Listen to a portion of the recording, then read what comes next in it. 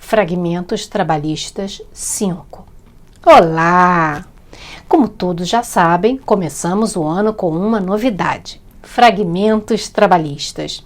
Passamos a ter periodicamente mini áudios, mini vídeos sobre temas variados para você ficar sempre bem atualizado. Então vamos para o nosso quinto fragmento. Vamos então falar de honorários advocatícios. A quinta turma do Tribunal Superior do Trabalho decidiu aplicar o princípio da causalidade em caso de extinção do processo sem resolução do mérito. Escute com atenção a emenda. Recurso de revista regido pelas leis 13.015 de 2014 e 13.467 de 2017. Transcendência jurídica, configuração, petição inicial. Pedidos ilíquidos, processo extinto sem resolução do mérito, honorários advocatícios, condenação, cabimento.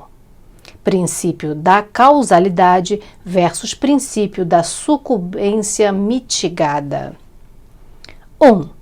Discussão centrada na possibilidade de condenação em honorários advocatícios na hipótese em que o processo foi extinto sem resolução do mérito por descumprimento da exigência prevista no parágrafo 1º do artigo 840 da CLT. Decisão regional fundada no inédito princípio da sucumbência mitigada, desenvolvido pela Corte Regional a partir da constatação de previsão de honorários exclusivamente sucumbenciais no artigo 791-A e parágrafos da CLT. 2. Questão de direito ainda não examinada por este TST, caracterizando transcendência jurídica e autorizando a admissão do recurso de revista.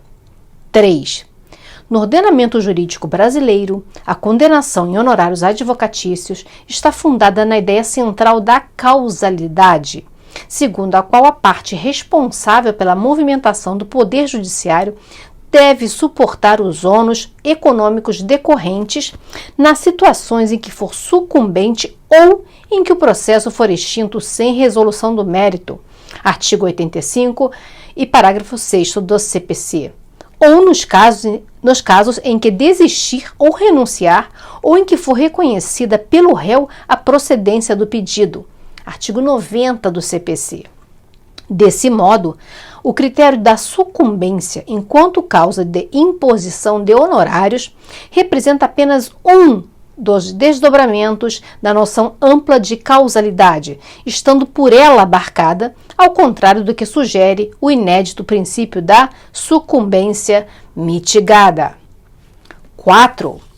A ausência de disciplina específica para situações outras na legislação processual do trabalho não autoriza a exclusão do direito à verba honorária dos advogados, reputados essenciais à administração da justiça, e que são instados, como no caso, a dedicarem tempo para estudo das causas e preparação de peças processuais, além de deslocamentos aos fóruns judiciais.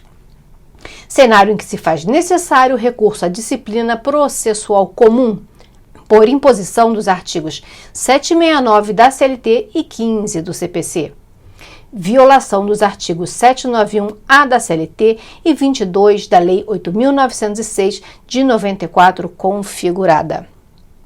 Imposição de condenação ao pagamento de honorários advocatícios aos patronos da parte reclamada, no importe de 5%, observado o procedimento previsto no parágrafo 4º do artigo 791-A da CLT, por se tratar de trabalhador beneficiário da assistência judiciária gratuita.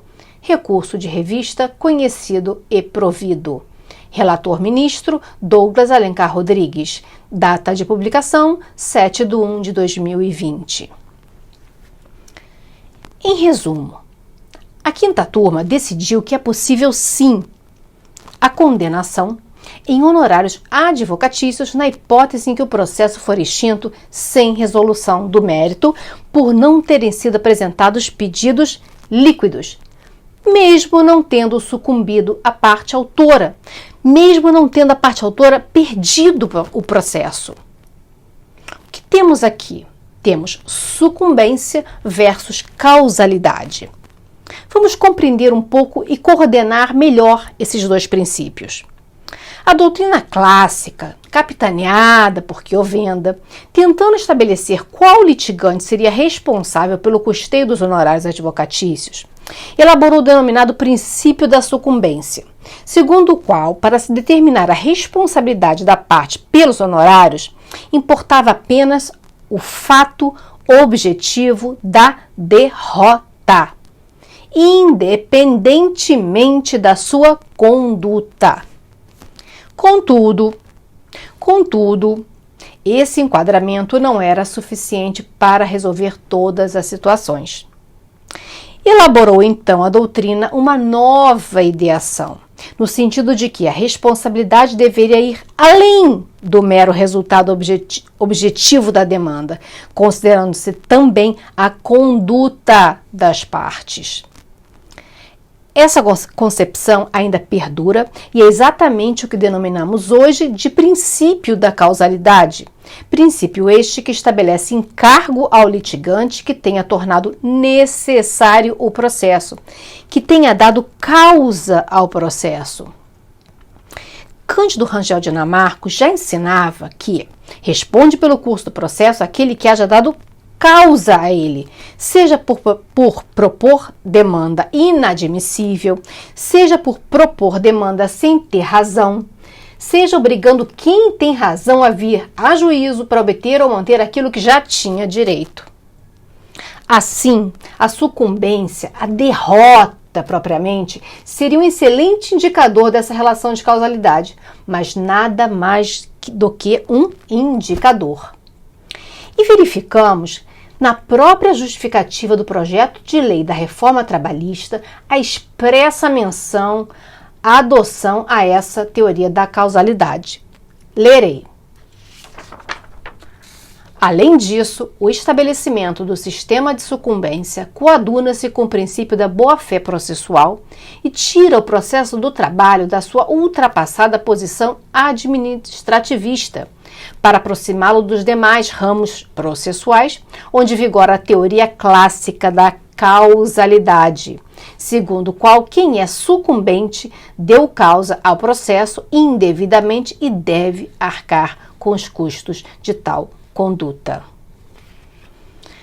Então, andou bem o TST em aplicar a teoria da causalidade e condenar a parte autora em honorários advocatícios na hipótese em que o processo foi extinto sem resolução do mérito por descumprimento da exigência prevista no parágrafo 1º do artigo 840 da CLT, pedidos ilíquidos? Sim? Não? Por quê?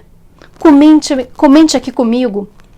Quer saber mais? Diga sim nos comentários que daremos sequência. Até o próximo fragmento.